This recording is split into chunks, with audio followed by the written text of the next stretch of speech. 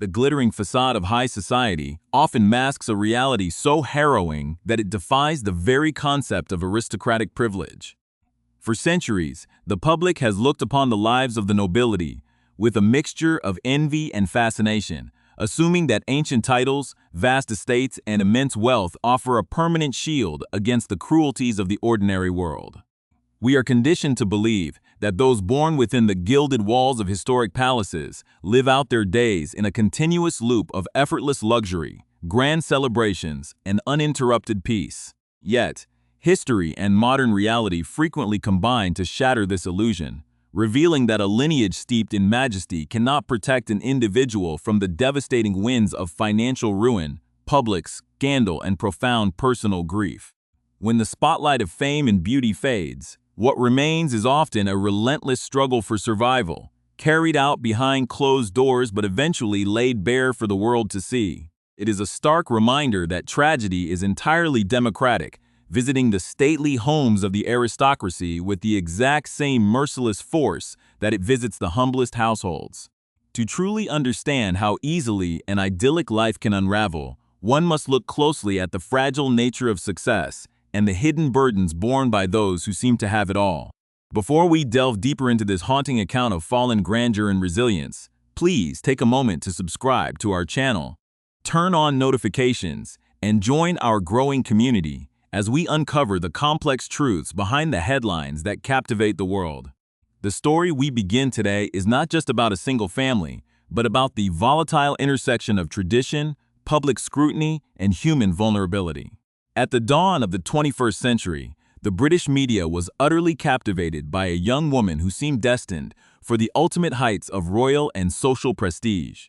Blessed with striking blonde hair, deep blue eyes, and an unmistakable aura of timeless elegance, she became an overnight sensation, captured perfectly on the front cover of the prestigious society Bible Tatler. To the public, she was the undisputed belle of Scotland, an aristocratic icon whose future appeared entirely mapped out along a trajectory of uninterrupted triumph.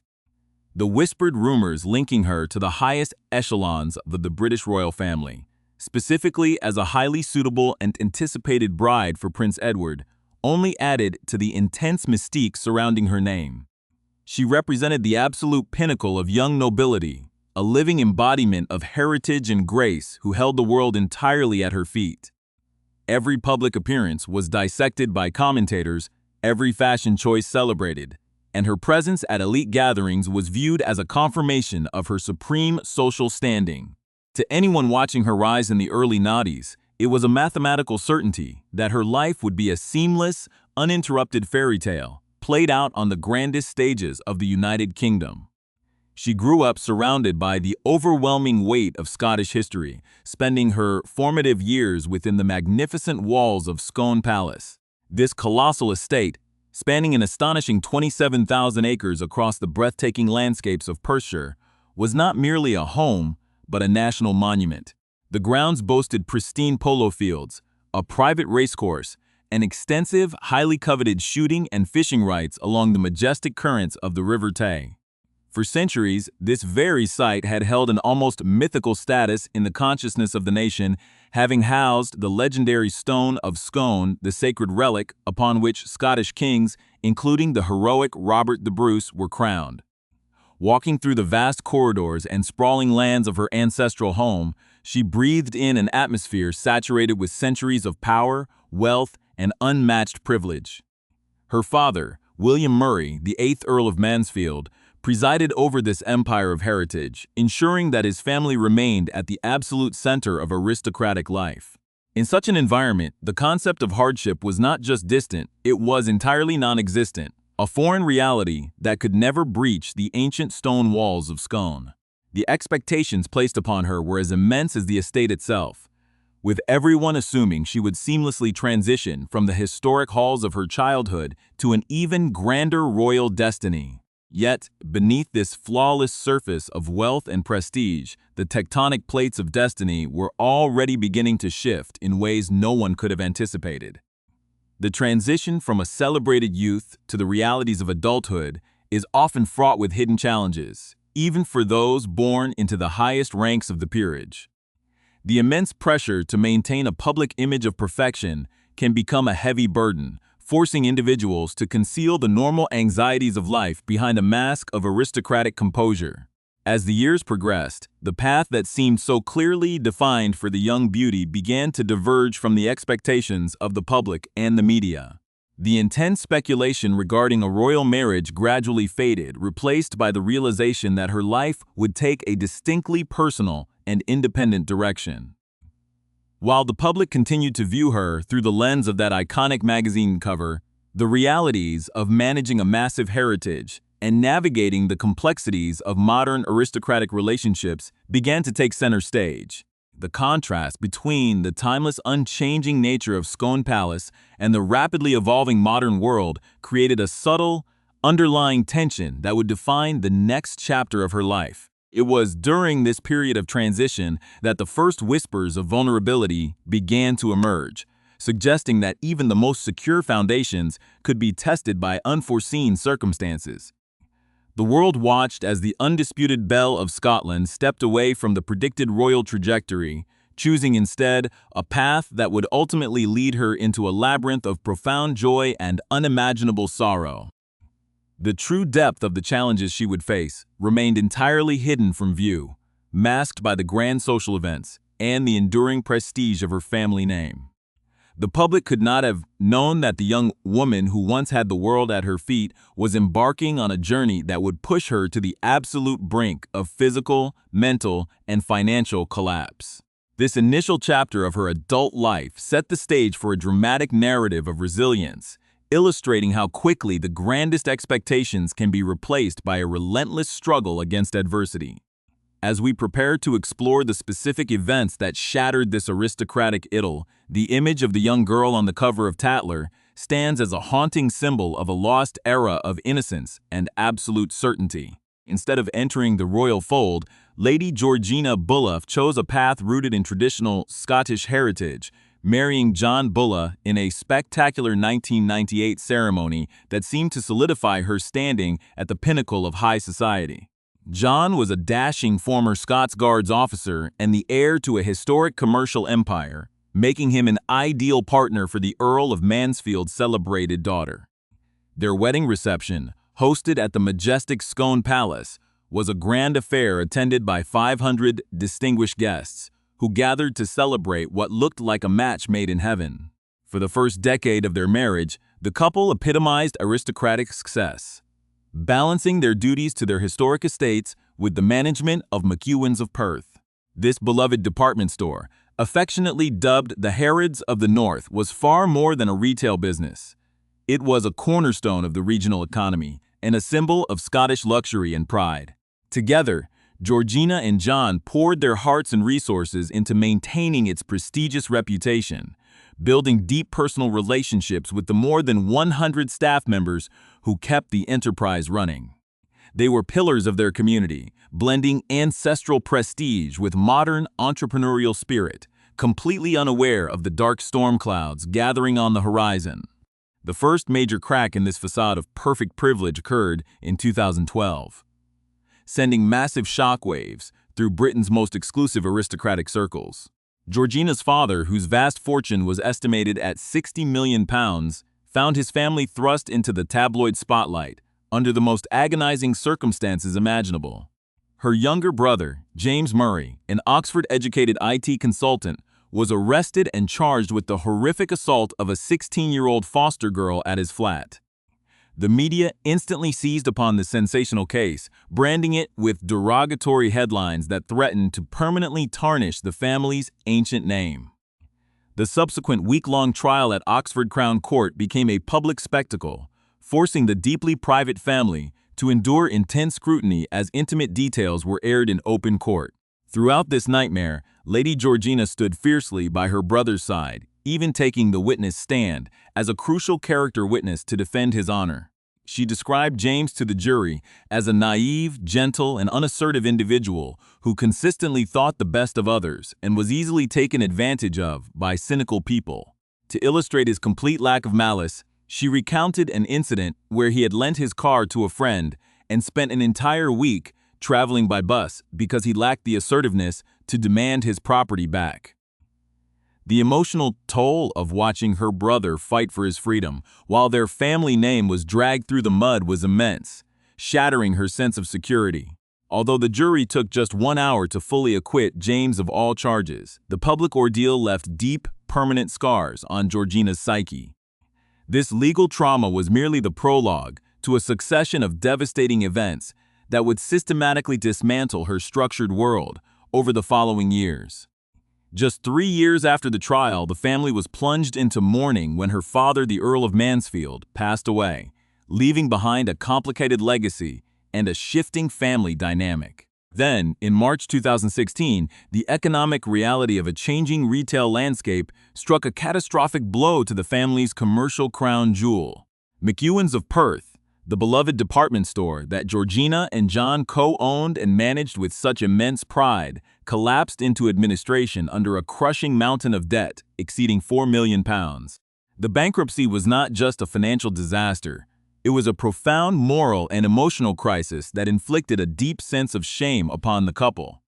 They knew almost every single one of the 120 employees personally, and watching these dedicated workers face sudden redundancy was an unbearable burden. Georgina witnessed firsthand the devastating physical and mental impact this immense public failure had on her husband, a proud man who did absolutely nothing to deserve such a cruel twist of fortune. The collapse of the business triggered a domino effect that soon threatened the very roof over their heads, pushing them into a desperate battle for survival. In a bid to save their beloved family home, Logie House, the couple found themselves entangled in a fraught and incredibly bitter legal battle against the financial establishment.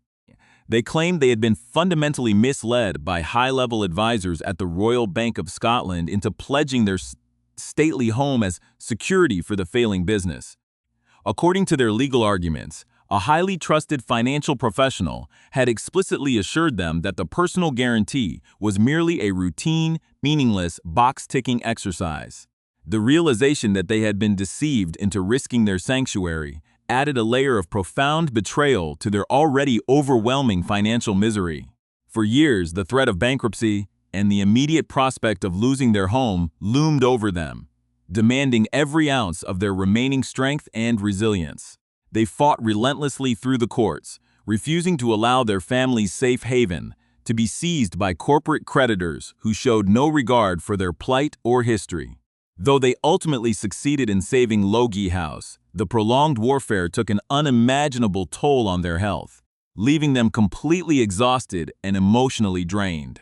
The constant state of high-stakes anxiety eroded their well-being, proving that even those born into extreme privilege can find themselves completely defenseless against systemic pressures.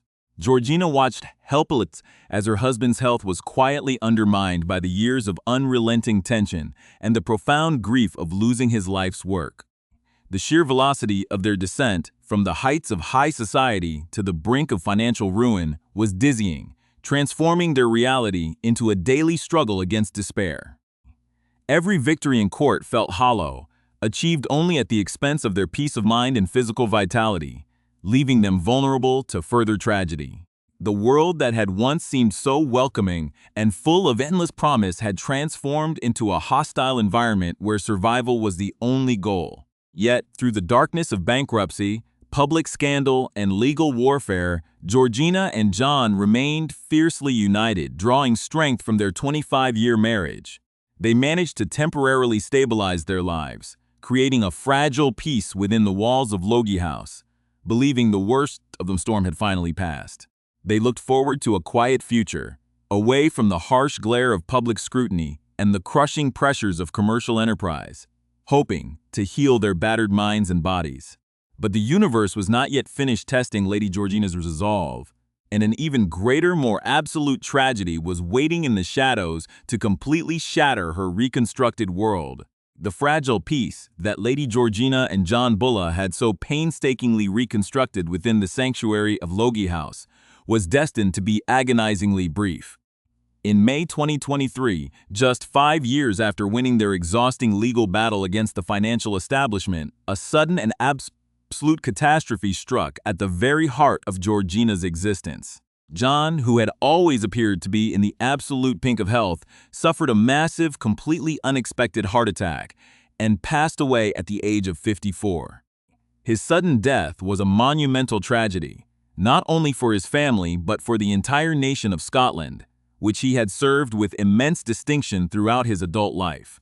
As a decorated veteran of the Gulf War, John had risked his life in service to his country, demonstrating a profound sense of duty that he carried into his civilian endeavors.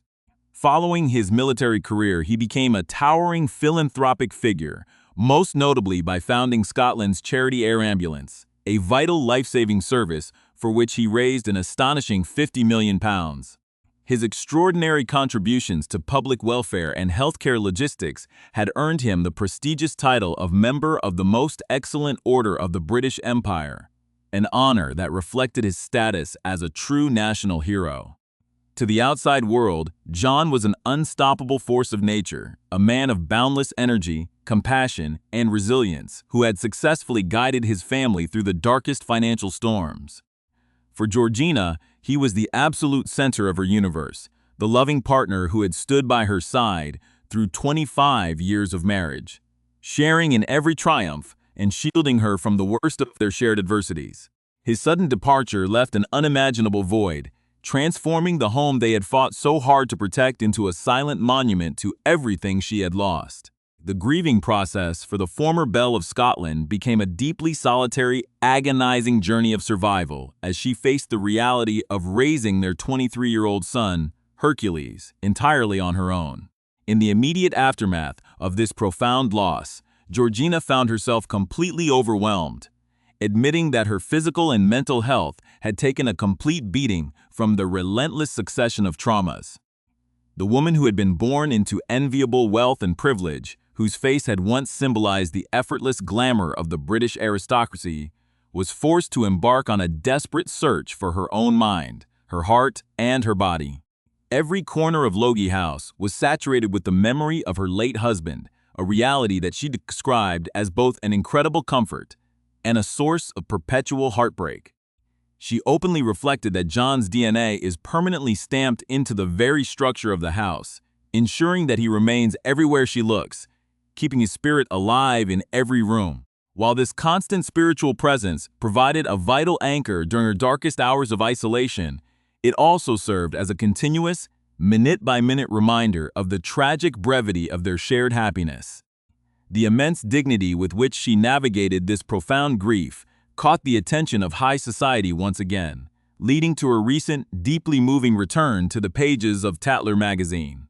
23 years after her iconic debut as the most beautiful girl in Britain, Georgina chose to lay bare her soul, offering a raw, unfiltered account of a life that has been anything but a fairy tale. Posing for the publication alongside her son Hercules, who has become her ultimate source of strength and purpose, she stood as a powerful symbol of aristocratic resilience and maternal devotion. Her willingness to speak openly about the shame of bankruptcy, the terror of legal warfare, and the crippling weight of sudden widowhood shattered the traditional code of silence that so often governs the nobility. By exposing the severe hardships that lay beneath her titles and estates, she provided a profound commentary on the universal nature of human suffering, illustrating that no amount of privilege can insulate a person from the fundamental trials of life.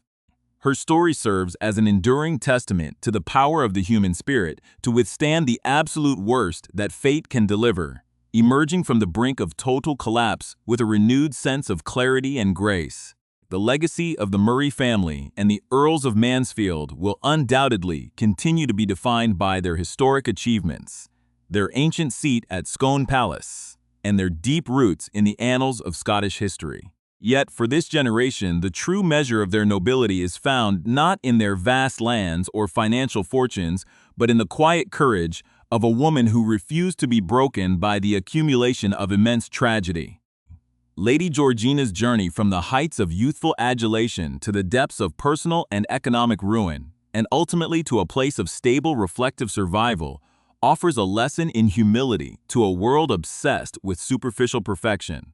She has proven that the truest form of wealth is not found in the material possessions that can be stripped away by corporate entities or economic downturns, but in the internal fortitude required to rebuild a life from the ashes of despair.